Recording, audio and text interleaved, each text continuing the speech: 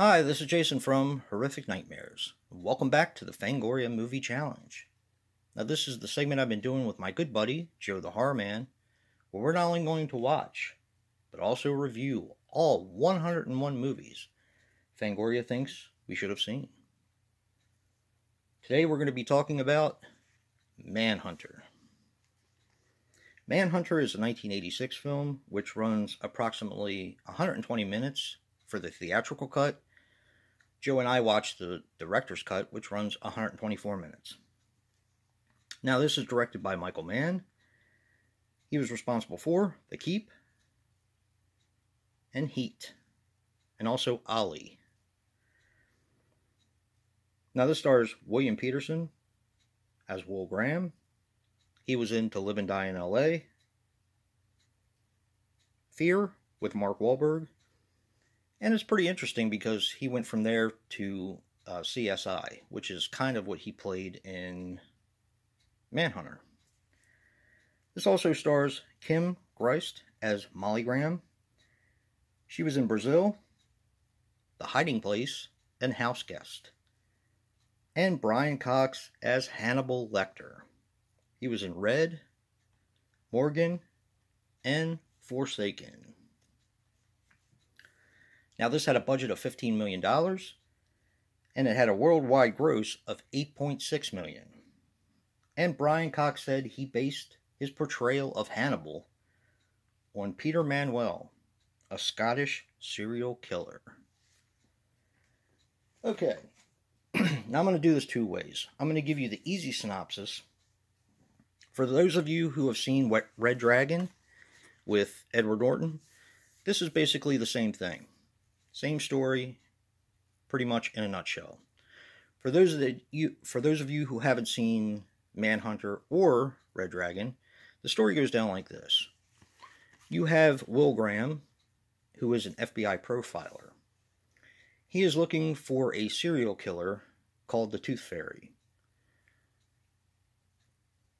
Now, a majority of the movie is him trying to get inside the Tooth Fairy's head so he can abduct the Tooth Fairy and arrest him and bring him to justice. Unfortunately, he has had some run-ins with some of his other former nemesis in the past, one being Hannibal Lecter. Now, he took down Hannibal Lecter by getting inside his head, and it really did a number on him. He actually enlisted the help of Hannibal Lecter in order to find the Tooth Fairy.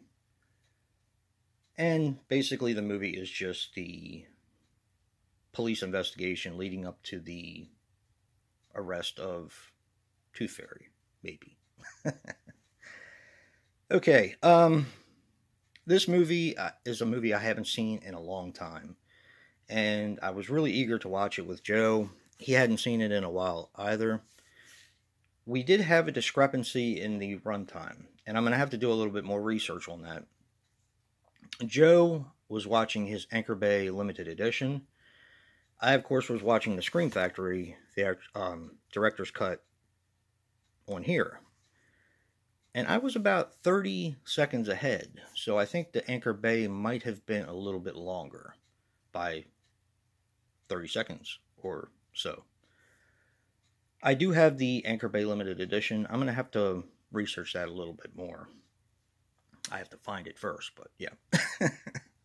So, what impressed both of us the most, I think, in watching this film is the amount of famous people, or people that would go on to become famous, that we saw in this film. Sitting around a desk of FBI agents, I saw Chris Elliott, who, of course, became pretty popular as a comedian.